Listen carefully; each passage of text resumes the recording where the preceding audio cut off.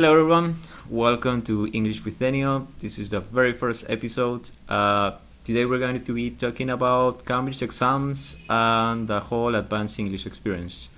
For that, joining me here is Natalia Pessoa. Hello everyone. Thank you for being here, Natalia. So for those who don't know Natalia, here's a brief introduction. She's an English teacher just about to major in communications, and foremost, and the reason she's here today, you recently passed a CAE or C1 exam. Yes, I did. So tell us, how did that feel? Well, it feels like a relief to pass because it's been very hard, challenging, demanding, I would say. Also, it's been like a process, a year studying every day to improve, also having a teacher, apart from all the things that I had to do, prepare myself for a C1 level. It's been a challenge, but I'm happy that I passed, and I still want to continue learning more. Yeah, like how long would you say it took you to, be at that level that you ended up passing? I wouldn't say that I'm in the level, not completely. I mean, I passed at grade C. Mm-hmm. And for me, that means that I still need to hone some skills, like my use of English, reading, and so then I would say that I'm in the level. However, as it is an overall course, all the skills, I did it very well in speaking, listening, and writing. So I would say that I'm C1 in those skills, but I still need to be better.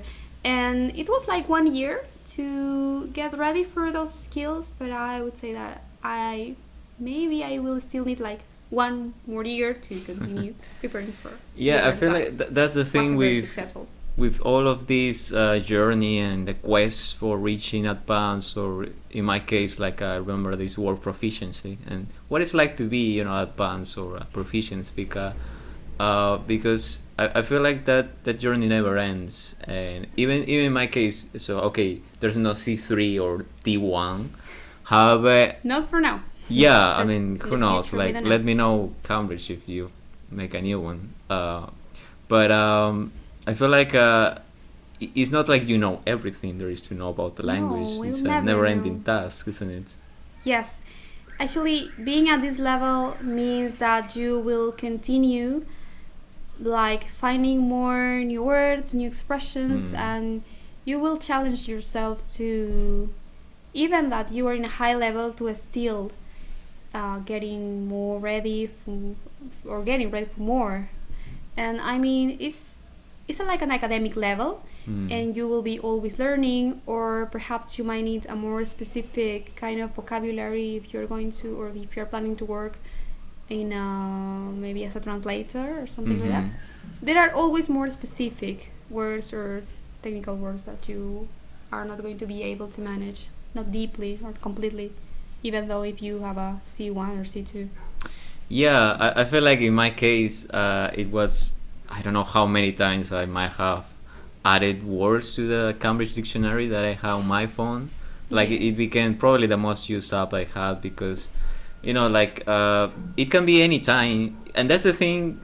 But I feel like one of the key features that an advanced learner should have, or like any kind of learner attitude, it's that curiosity. You're always trying to learn. There's something new, and even like I might be watching a TV show and they use these kind of fancy, sophisticated words, and I'm like, oh, that sounds interesting. Yes. And I pause it and just look it up in the dictionary. Yeah, but I mean, I guess that's for the kind of people who really enjoy the process of learning. I mean, there are some people who just want to pass the test due to maybe some reasons like work, perhaps. And some other cases, there are people who really, really relish the process and they wanted to learn because it sounds nice. And I'd say that we are that kind of people who a bit geeky. wanted to learn because they really enjoy it.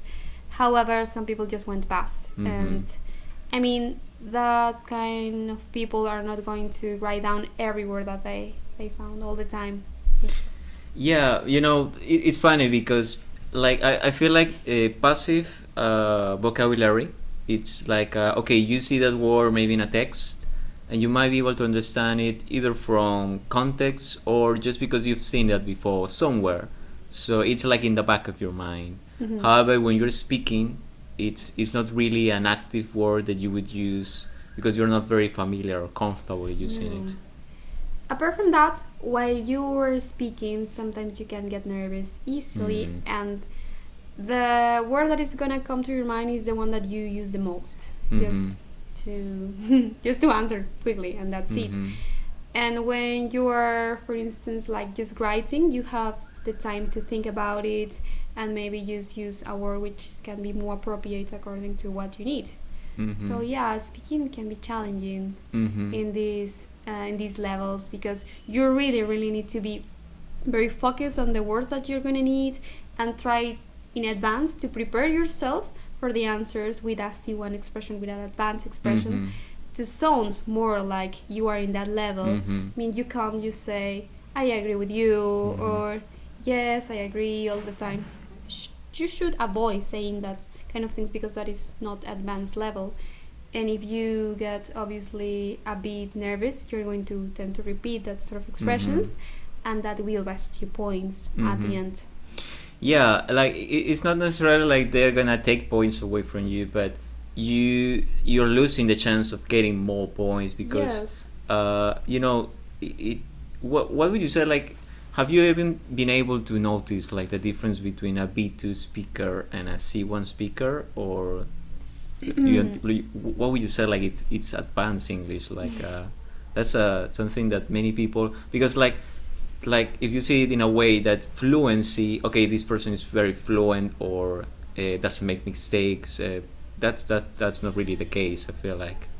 Well, I'd say that the difference between a B2 and C1 speaker might be mostly the use of expressions, the use of idioms and phrasal verbs. When you are in a B2, you use some expressions or phrasal verbs, but in C1, that must come like in a more natural way. Like you should avoid using basic words completely, and you must try to sound more natural using that kind of things. In B2, I'll say that it's still okay to use some words like that, but C1 you must, I mean, use different expressions. Yeah, I think that you mentioned some very key features, or actually areas that they like to assess, especially if you are an examiner, because so they assess the lexical range. That's one of the things that I was about to say.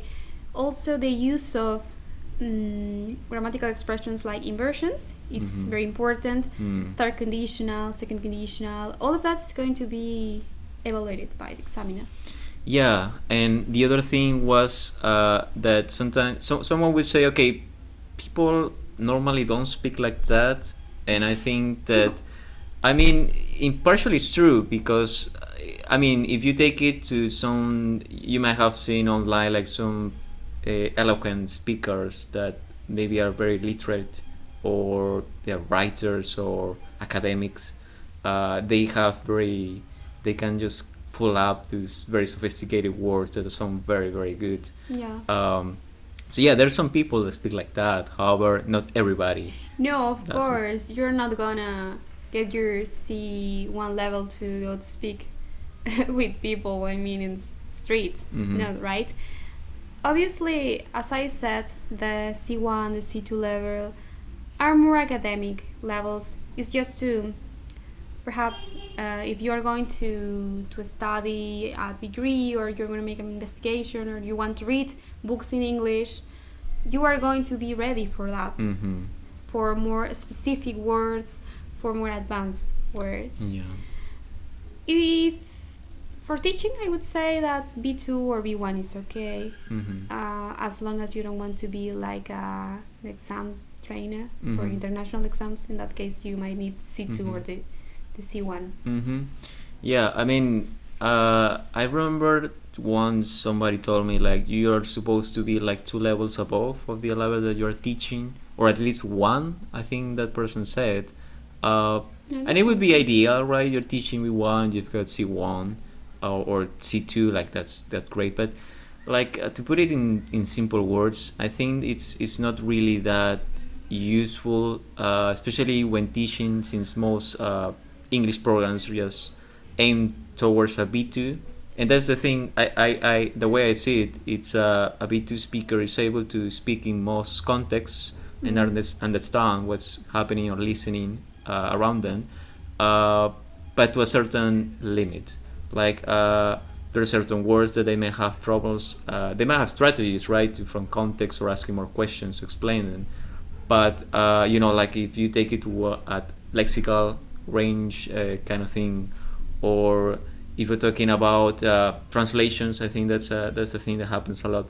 Like some B2 speakers, I think, do a lot of translation from their native language to English. It's very hard to deal with that. So make them stop. They shouldn't do that. I mean, it's hard, I know, but it's natural, right? Yeah, it's natural to have a better understanding of what you're learning. However, it can be complicated because you are not thinking in the new language, and that can limit your process. Yeah, that's what I think. Like when you reach like the advanced level in speaking, you hear how natural it sounds because they use more. An idiom might come around, like phrasal verbs is out of the question because it's very common. But they're not relying so much on translating their ideas to English, but more like using it in a way that it natural. I think it's the key word that it's paramount in all of these assessments. Yes, I mean, in the C1 level, you are not translating anything. You are maybe thinking in a basic word and how to make that basic word sounds more advanced.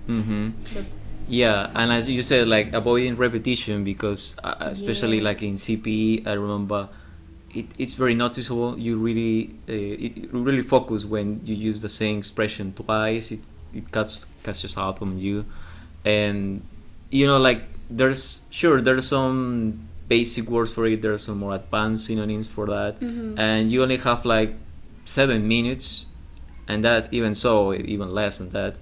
To impress the examiner, so you kind of have to use those C2 words or those idioms, Yes, be there repeating the same thing. It's not going to be a good idea. I mean, I remember that to give my opinion, I was trying to get used to say in my book, because it sounds lovely. However, when I was in the test, I almost used in my book twice, and I was like, oh my goodness, no, I need a different one. My book, and I was trying to think what else can I say apart from my book.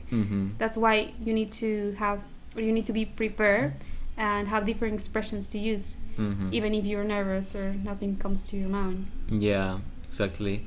What would you say, like overall, from all the parts in the exam, was the one that you have most problem dealing with during your preparation, and what would you say was the kind of came most naturally to you? Well, to be honest, speaking wasn't difficult because fluency wasn't a problem. It never has been a problem. But the thing is, you need to improve. I mean, you need to use more advanced vocabulary. And to improve that, what I had to work more on was the reading part. By reading and use of English, you can learn all that you need for the rest of your skills. And when I started to do the reading and the use of English, I discovered that I wasn't ready for the level. I mean, I had to work a lot to reach what I was needed to. And when I start to improve my reading and when I start to learn new grammar, new expressions according to the level, I managed also to improve my writings and also my listening skills, because now that I learned the new expressions while I was listening, I understood more. And basically, I'd say that reading and use of English is the most challenging part, and it's also the parts which are more demanding. You need to be there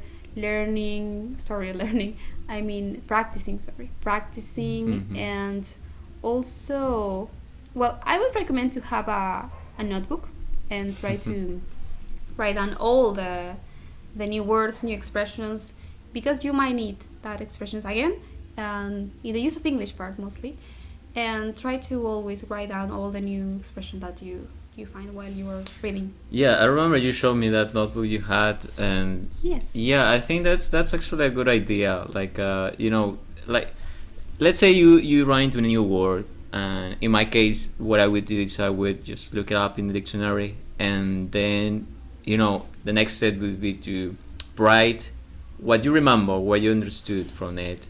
Yes. And from that, just have to just go over and over again with all those words, because it's like, if you do it just once, I believe it never happened to me that it just went back into my brain when I was speaking, especially, or writing. You're always like, what is the synonym for this word now? What, and you have to go back to your notes and kind of that process. You need to develop strategies. Mm. If you want to improve, you need to find a strategy that can be suitable for you and is going to help you to improve your level. I mean, in my case was my notebook, because I discovered that many of the expressions that I was learning was repeating in some mock tests that I was doing. Mm. So that's why I decided to do that, just to remember and start to use it also in the writings. Mm. And it works for me. I would highly recommend doing that. Just not only to do the notebook thing, I mean to have a strategy. Mm. Yeah, I remember also like those readings that were very extended. Yes. And it's there were this, I don't remember any writing or reading, sorry, that I came across where I didn't come across a new word. There's always a new one. Always, yes. That's very frustrating. And also when I was reading the news, that was also that I tried to do, because they kind of have this kind of raised, it's very formal, and it's generally the kind of text that they like to include in those exams. Yes, and what happened to me, I don't know if it also happened to you, while I was practicing reading, I was just thinking, oh my goodness, this reading is a bit hard. It's full of expressions and advanced phrasal verbs. And when I was doing my writing, it was like, oh my goodness, this is not similar to the reading. Absolutely, I had the same feeling. I wish I did like, that.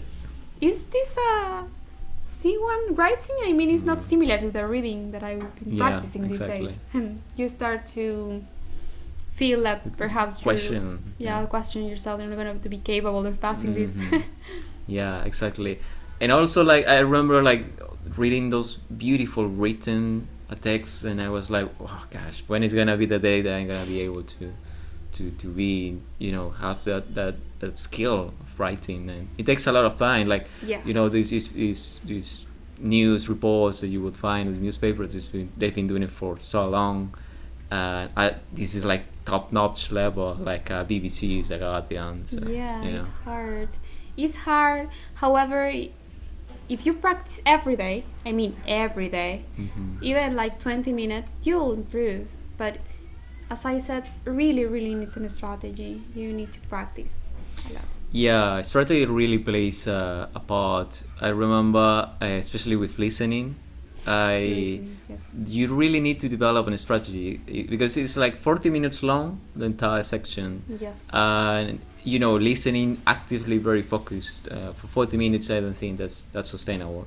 So I remember I tried in certain parts. I knew, like, if you can recognize what they're asking you to extract information, you just pay attention to that part, and the rest you just kind of sit back and listen more relaxed, I would say. Yeah, well, the listening part is one of the hardest for many students. They find particularly difficult to understand native speaker, and it's something that worries me. As for me, listening and speaking are the most important skills in the process of learning a language. And in this case, I didn't have a problem with the understanding of the listening, but with the question. Yeah, I mean, I got easily confused with the question because the options were very similar, and you need to find a strategy there to discover or to figure it out which one is not there. Yeah, for example. because like, okay, you're listening, you're paying attention, you're speaking. You cannot pause Yes. the audio. So, on top of that, let's say that you only can listen to it twice. So, the first time you're listening to it, you have a few seconds to look at the questions. Yes. You cannot memorize all of the questions because I mean, a normal human wouldn't be able to do that. Yeah, totally. So you just have to, okay, like you just started, okay, maybe I just pay attention to the first two questions or only half of them or bottom half, whatever. So you kind of have to kind of like pay attention to, all right, for example, I'm only going to pay attention to these words, like keywords was in my case. For example, all right, they're going to ask me about this in particular. I'm going to pay attention when they use, because sometimes they don't even use the exact word. They No, just will give exactly. you like a synonym or the context about it. So you kind of have to be always looking for that specific part of the listening. Yeah. Actually, you know that you are not going to listen the same word as Mhm. as the question. You should Mhm. know that Mhm. you are going to listen to a synonym and you must be ready for Mhm. that.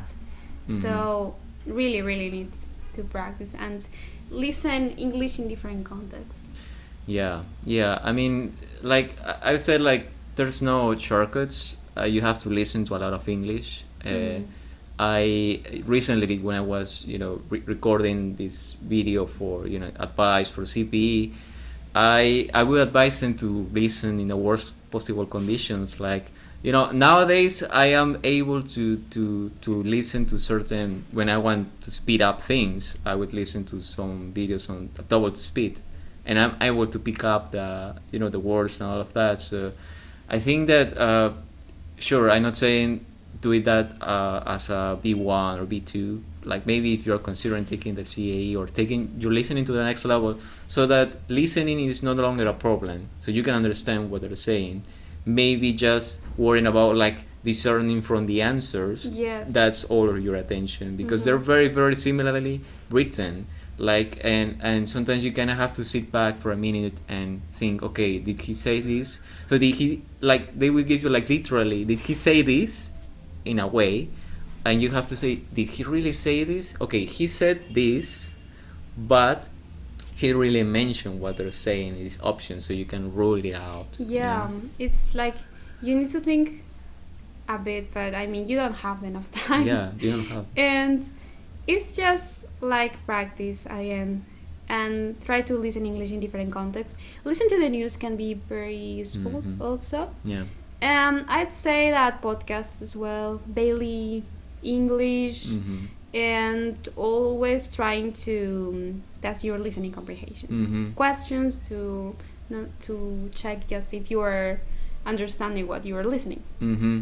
Yeah, I think if you're probably preparing for CAE or considering it, like English is already part of your life. I don't know, like I don't see anybody that, if they really want to challenge or be very confident in the language, if there is any other way to do it. But in my case, I listen to English most of my day. uh, I mean, had I not been living in a Spanish speaking country, I don't think I would even hear Spanish, because I really enjoy the language. Most of the content, everything that I've got is in English. Like, Mhm. so it's a lifestyle. I feel like more than anything. Yeah, definitely, yes. It can say that it can be a lifestyle in the case that you decided that you want to use English the Mhm. majority time of your day. In my case, I'd like to also have the opportunity to use English like almost the entire day, but it's hard if you're living obviously in a country where people speak Yeah, Spanish. that's true. That happens to me. Like now, I feel like I could use English anytime, all day if I could. And I sometimes even as a C2 candidate, you I feel like you sometimes might run into some words or some situations where you say, okay, does this sound natural? Like I can translate it into English, but sometimes I feel like, okay, it doesn't sound natural. So I always end up looking for a way to, okay, how did they say this in UK, since I'm more interested in British English, Mm-hmm. or how they say in US or Australia. So there's a lot of English still to learn. I Yeah. feel like so, but I like the challenge of trying to always speak in English because there's always something new out there. Yeah, I mean, as we said before, we never stop learning. Mm-hmm. Even though if we have a C1 or a C2 level, Mm-hmm. we are always going to learn new words. It's the same in our native language. Yeah. We will never stop Mm-hmm. learning Exactly. new expressions, new words. Yeah. It's there for us to learn. So what do you say about the fact that some people might wonder if you have to sound like a native speaker to pass the speaking part, uh, or like having an accent might be an impediment to passing? That question is very interesting. I mean, my teacher told us about that. He pointed out that it's true that it's not necessary to have an accent to pass Mhm. an exam. Mhm. I mean, it's not even important, he said, for examiners that the candidate has or not Mhm. an accent. Mhm. I mean, just the fluency is what is about the fluency, all the the use of the English, all that. Mhm. But he also said that when he was preparing himself for the international exams, he took a lot of courses to have like more a British accent, and he sound like a British.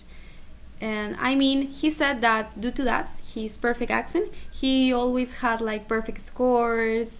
I'd say that even though it's not like the rule of thumb to pass a test, at least the speaking part, it can play a crucial role to sound like a more natural while speaking. But it's not the most important thing. I mean, I'm not saying that it's going to be part of the evaluation, because the most important here is just like being fluent and can express ideas. Yeah, very they well. don't actually assess that. But I mean, obviously you can get very impressed with someone who can speak like or sound like a native completely. Yeah, You can I get feel like impressed that. by that, but it's not going to be assessed now. Yeah, I feel like that's a discussion on its own. The fact that some people want to have certain accent, the fact that a lot of people say you don't really need to worry about that. Some people I have heard advising like don't waste your time, try to work on that because Yeah. you're hindering your like your confidence especially. Yes. And I think it really depends on what you're looking for. Like if you're looking or want to really have a particular kind of accent, and you feel like that's going to boost your confidence, Yes.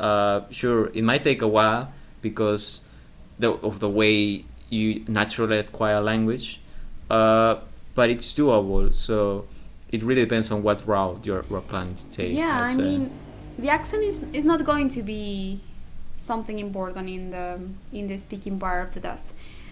And obviously, the most important here is the fluency, is to show that you have an advanced level. Mhm. And however, I just say that it can be interesting to listen to someone who really wants to sound like a native and do his or her best to achieve that.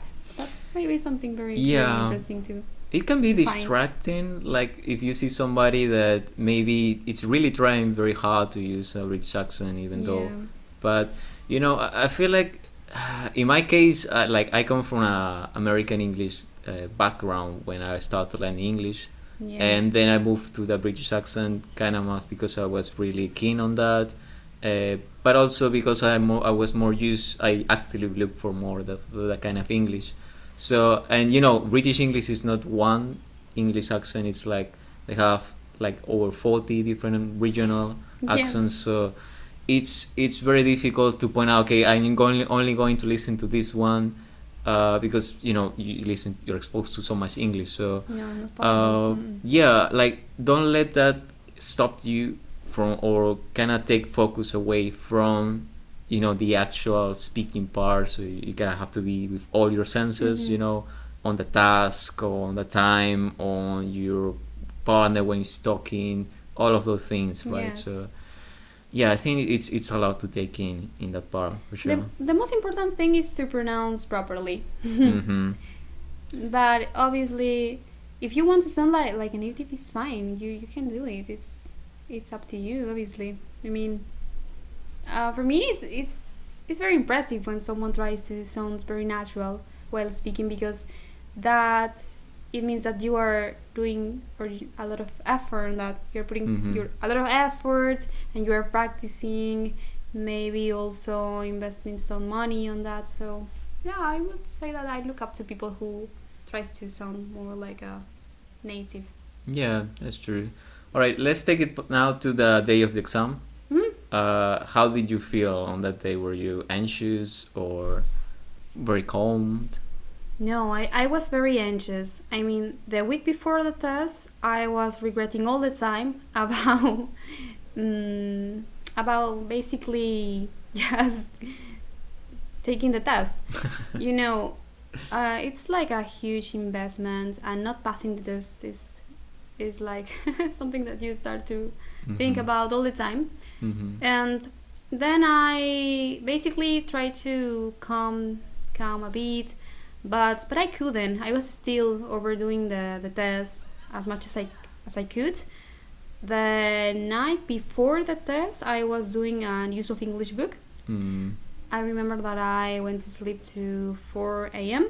Oh wow! And then I woke up at 8 to continue studying, doing some writing papers. Yeah, because for I think the exam in your case, it was in midday, yes. Right?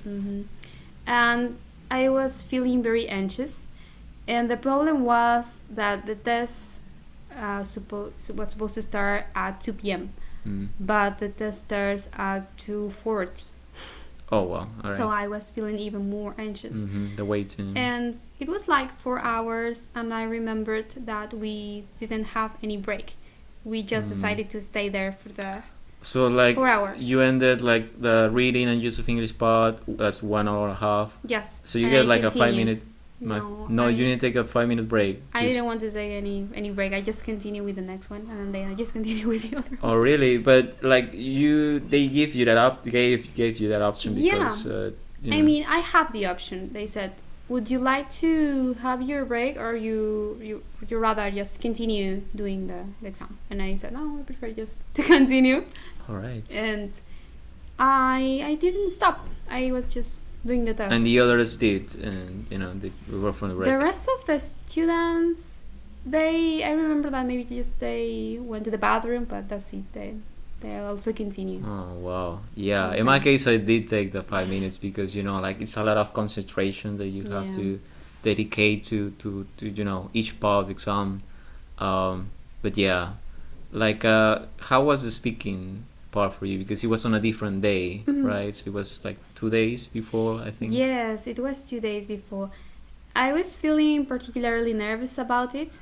I mean, I was at university, and while my teacher was talking, I was just trying to remember my expressions, and I was thinking in English. And I remember he made me a question, and I was like my brain was working in English, and I was thinking about how to answer her in Spanish. Oh wow! Because I was just trying to be very focused and thinking in English. And then I just went to the school where the exam was being taken. And when I was there, my partner was very young. He was like 16. Oh yeah, pretty young. And well, to be honest, he was very nervous also. But I think I did it better than him, because he was very nervous, and he got a very bit confused some part of the test. And luckily, my teacher prepared me very well for the part in which you have to contrast pictures. And I did it like unconsciously. I knew what I had to do, so the rest of the speaking part was just questions, very simple questions, and you just have to answer using like a wide range of vocabulary and phrasal verbs. And also it is very important to speak naturally, to show that you have the ability to express your ideas, to express emotions, because it's a language, it's to express something. Yeah, I like that reminds me of a video. Like there's these videos that you can watch on YouTube, for instance, that you can see like a mock test of the speaking part. And I remember watching a student that was used very good vocabulary, but was not very fluent. So you can see how he intentionally wanted to use certain expressions or words, and that might cause it might limit your fluency. However, there was this other student who was very fluent, but didn't really use that C2 vocabulary. So it like the idea is to have both. Yeah. But in my case, who helped me prepare, because I didn't do it by myself, he told me like take fluency over that. I think it was the right call, because of course. taking 1 or 2 seconds, and sometimes you might not even remember or recall that the word you're looking for. So that really can cost you some precious time, because especially like in CAE, I think time was very very limited. Yes. I mean, hesitation is going to be a problem when you're speaking, so you should avoid that. The important thing is to be fluent. Yeah, absolutely. So how did you manage when you were in the exam, like the time? Would you say that time was against you during the exam, or you were able to manage that flawlessly? Luckily for me, I'm very fond of reading. So I can manage to read quickly, and I think in general I was capable to manage the time. However, if you are a person who is preparing this test for the first time, I would highly recommend to get used to reading for a long time, like for 1 hour or 2 hours. If not, when you do the test, you are not going to have enough time to finish. So it's very crucial to get used to read a lot in English to pass this part of the test. And about the writing, I have enough time also. I think it's more than enough. It's like 45 minutes. You have to write 2 pieces of writings, and you have 45 minutes for each, which is, for me, it's the suitable time to write something. Even you have some minutes to check your mistakes.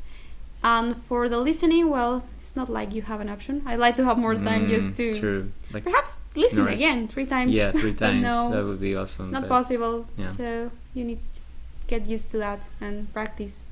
Yeah, or at least pausing it, because like if you could pause it and take a minute to think, okay, to defer the answers. Could it be realistic? Because if you are going to talk to someone in the real world, you can ask that person to speak again, to repeat what he or she said.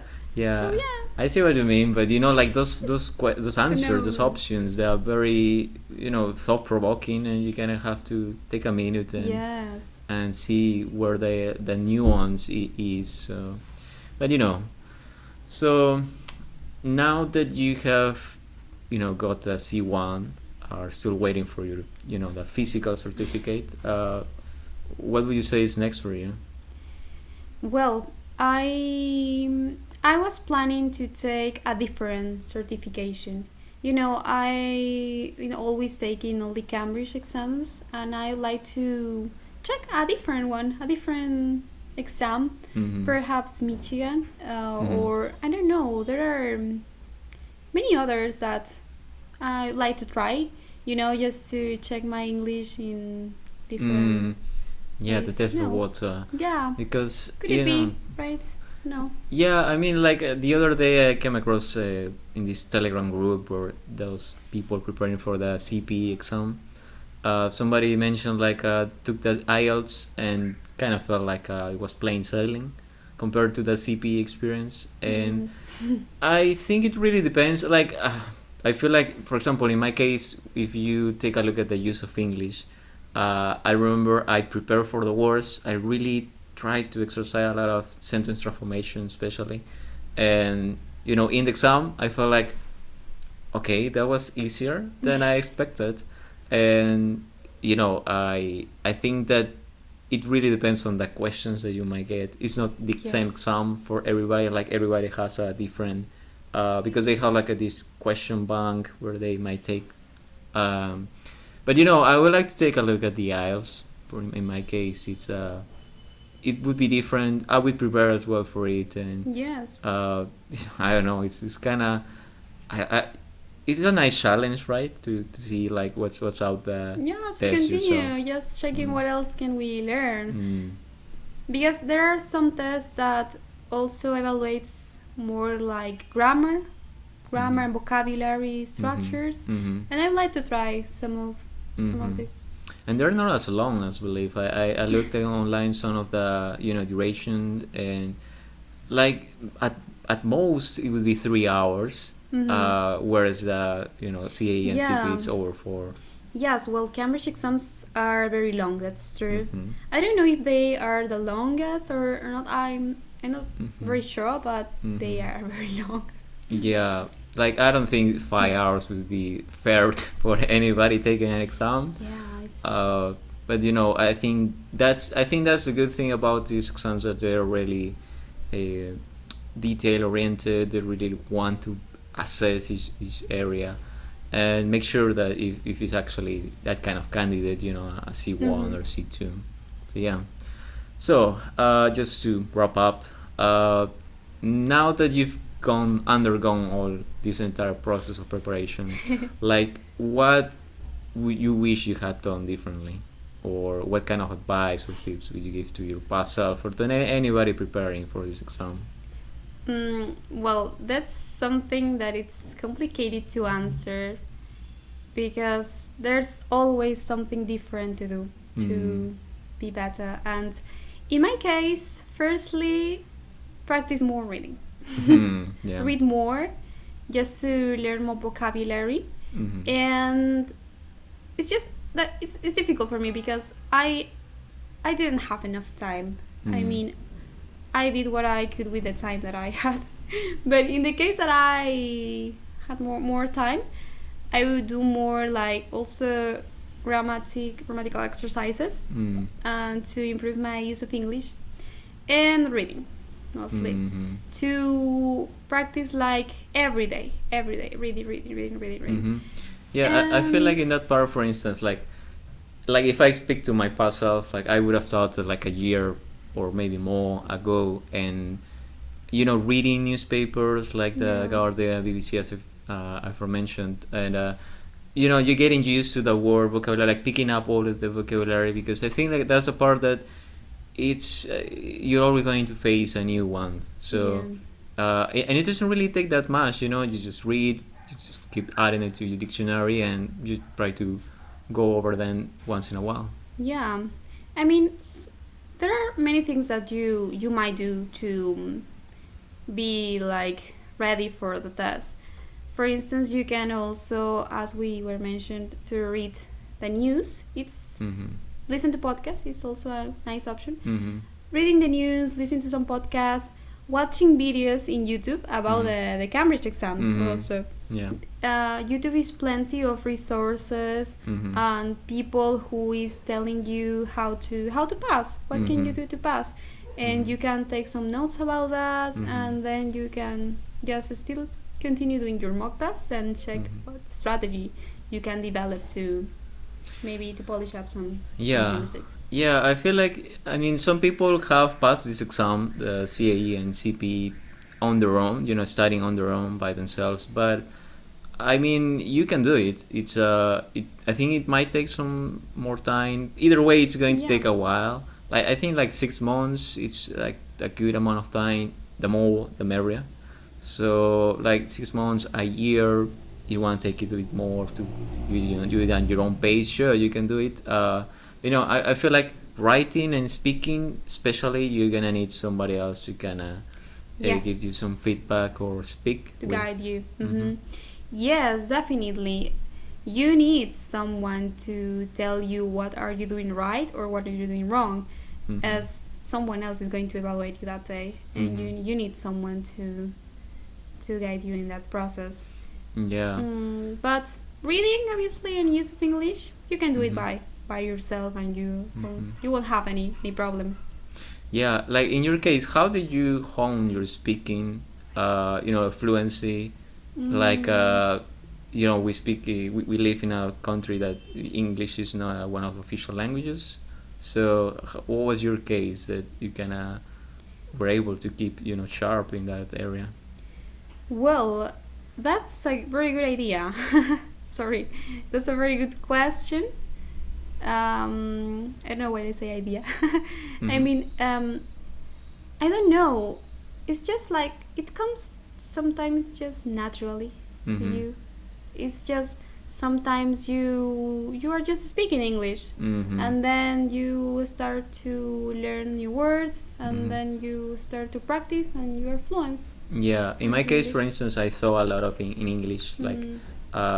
so it gets to a point where you're no longer translating, but you naturally thinking in English, like it's like a road for you. Mm-hmm. And I think that once I stopped translating, that really really helped a lot with my fluency. Yes, that's a problem that basic students have. I mean, translating, it's something complicated to stop Mm-hmm. doing, Might take a while. and that's I wouldn't say that I used to do that, because I don't remember that being in that situation of translated words. I guess for some people it's easier than for others. But if I'm honest, I don't remember how did I manage to speak fluently. Yeah. I don't remember. Yeah, I think I like don't know. it's a slow process. So sometimes you don't even get to tell how you manage to do it. But like in my case, I feel like once you stop translating, thinking in English, practicing as much as you can, like finding places online where you can do that. I think that that can help you a lot. Yes. So let's wrap up with the emotional area. Yes, of course. Like what do you think it really helped you to kind of um, keep it under balance your emotions on the day of the exam? Like let's take it as a final question. Well, that day, mostly what you need is just to believe in yourself, basically in all your knowledge, and think positively. I mean, to think that you'll be capable of doing this, and just do your best. Do your best. Mm-hmm. That's basically what I would say. Yeah, That's the key. I mean, you are there because you've been studying a long for time. a long time. Yeah, So- exactly.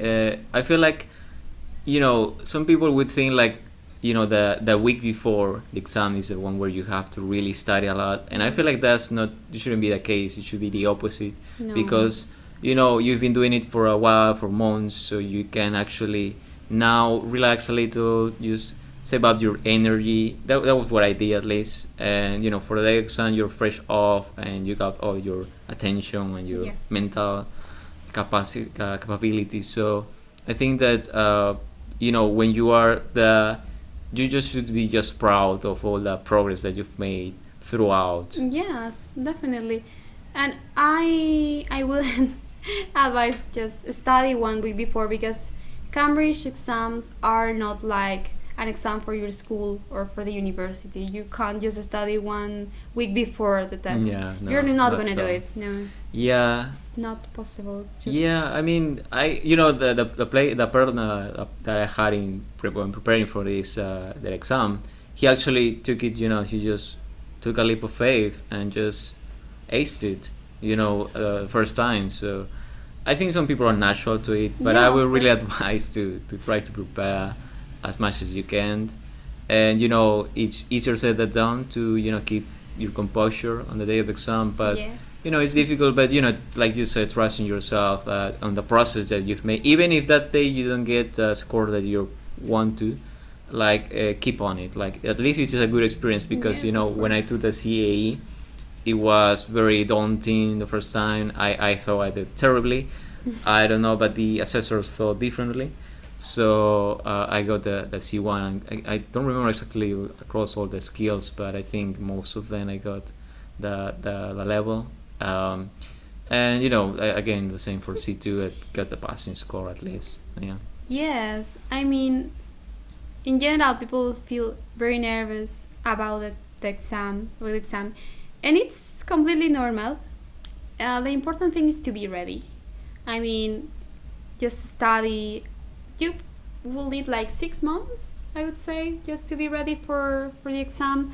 And if you don't feel like it's enough, you can continue practicing before, and then you can take the exam in a different date. But the thing is that you need to be like, or you need to feel like you're gonna do it. At least maybe do your mock test and be sure if you're passing or not, so you can do it maybe with more security. Yeah, so you're never going to be like 100% ready, No, but until never. until you feel like you've got what it takes and you just go for it and face your fear, you're never going to know exactly what it feels. So I think that's perfect way to wrap up, talking about like the emotional awareness or preparation as well. So thank you so much for your time, and also for No problem. allowing me to use this space. Couldn't have been possible without you. No problem. So yeah, anything else that you would like to finish with? No, I just want to say that everyone just first needs to find out which is your level of English before to start to prepare yourself for a test. You need to discover that first, and then you can Groundwork. decide what do you need to study or what to do next. Is to discover the level. Yeah, definitely. Basically.